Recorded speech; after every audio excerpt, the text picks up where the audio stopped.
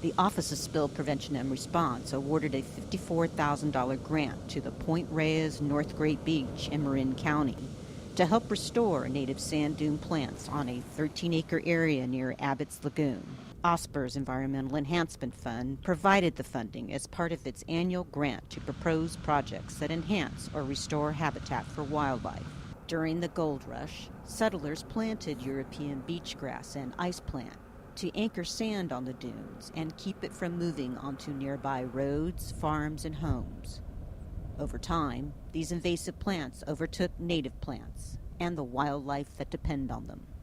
Lorraine Parsons, a plant ecologist with the Point Reyes National Seashore, describes the importance of native plants on the dunes. So the dunes here at the seashore actually support a lot of rare and endangered species. These include the western snowy plover, which is federally threatened, and that actually nests usually along the shore areas. Another federally endangered species that thrives in the dunes is the myrtle silver spot butterfly. This butterfly feeds on rare plants that include the curly leaf monardella. Other species include beach leia and Tidestrom's lupin, two federally endangered plants.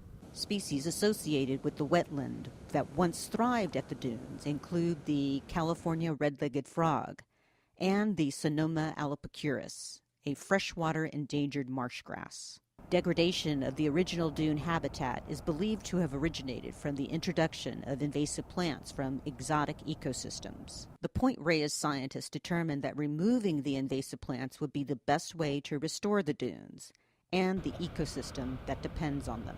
This project to restore the dunes was facilitated by the Point Reyes National Seashore staff.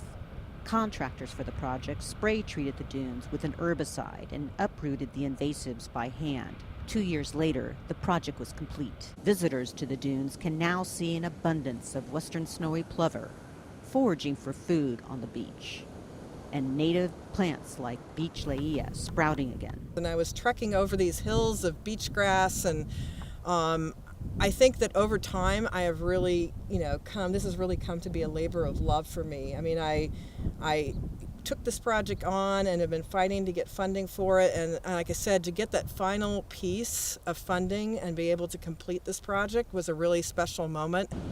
For more information on the Environmental Enhancement Fund, go to the web link on this screen.